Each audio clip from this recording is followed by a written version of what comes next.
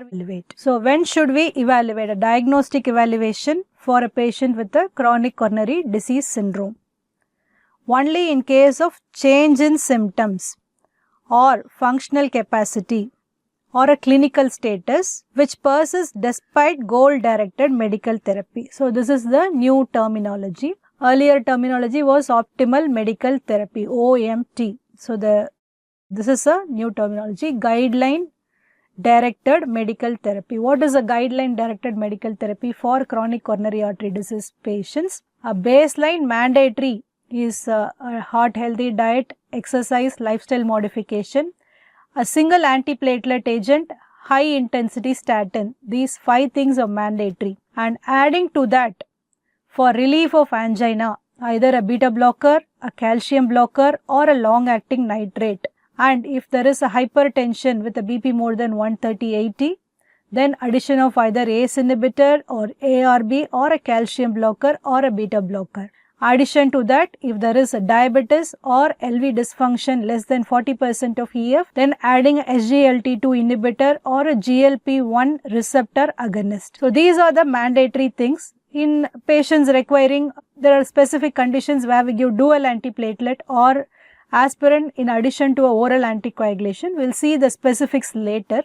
So these are the basic guideline directed medical therapy which the patient should be on to say if they are refractory. So there is a refractory angina or the angina which was initially responsive to medication, there is a new change in symptomatology or functional status or drop in EF, then we have to do what all tests are possible among the 4 PET. So a stress PET or a stress PET, which are the perfusion images, or MRI or stress echo. So we can notice that there is no stress exercise ECG, TMT is not included in this. We will come to that later. This is a green, should be done. So these are the tests. Why we are doing this test? We have to assess the amount of myocardial ischemia, that is the myocardium at risk. So based on this, we can see the myocardium at risk is less than 10% or more than 10%. So if it is less than 10%, they are in the low risk category, that is the annual mortality risk is less than 1 to 2%. High risk candidates who have a higher risk of MACE in the next 1 year, they are candidates for invasive coronary angiogram. So that is, we are using this to guide our decision. So this is mainly to estimate the risk of major adverse cardiovascular event in the next 1 year and guide our decision if they need an invasive angiogram to guide revascularization. So the first important thing. So no regular testing, not yearly PET or yearly SPECT or yearly MRI, only if there is change in status. So other is recommended. So invasive angiogram, yes, if there is a change in symptom or functional capacity persisting despite GDMT. So that means there are 2 decisions which we can make among this. Either test them with a PET or SPECT or MRI or stress echo or do invasive coronary angiogram. Which we will choose? We can see the level of evidence, LOE. So this is B, non-randomized. This is B, randomized. Among these 2, we can choose both of them. So which we will choose? From the background, you think he is an intermediate risk candidate for having a significant coronary artery disease like 50% of LMCA or more or multivessel coronary artery disease. Intermediate or low risk candidate, then we can choose a stress testing. While it is a high risk candidate, then we can choose a invasive coronary angiogram. So what are the risk parameters? We will see, that is given in a separate table. We will see what are the high risk parameters or very high risk parameters for having a significant, functionally significant atherosclerotic coronary artery disease. So we will choose one among the 2, either testing, stress testing or a invasive coronary angiogram to guide therapeutic decision making. So this is with the goal of improving the anginal symptoms, that means for revascularization. So what other recommendations are there for diagnostic evaluation? 2A recommendation, PET is preferred over SPECT. So for these type of patients who we are doing stress testing, PET is preferred over SPECT. Why? PET, lower radiation, gives a good resolution.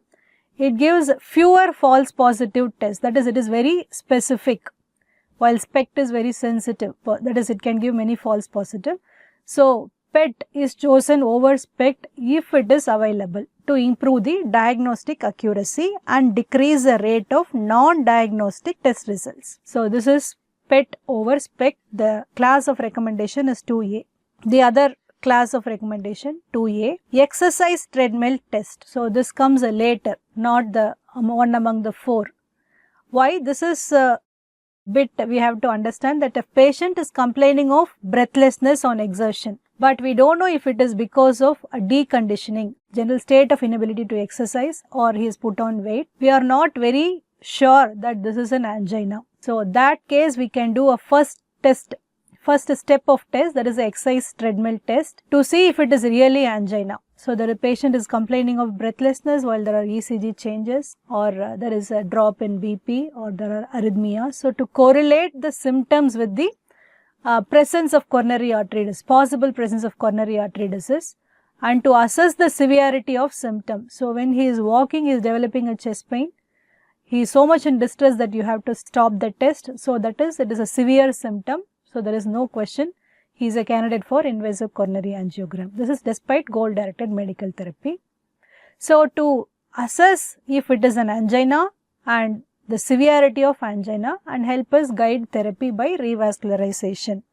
So, guiding management, if the symptoms are consistent with angina, and assess the severity of angina, and important thing, to evaluate functional capacity. So, this we can rule out a patient with not much of heart healthy exercise, which we can help them by rehabilitation to achieve a good functional capacity, to see how much they are functional. Functional capacity assessment by treadmill is one of the indications for exercise treadmill testing. And guide management. So, this is a class 2A recommendation.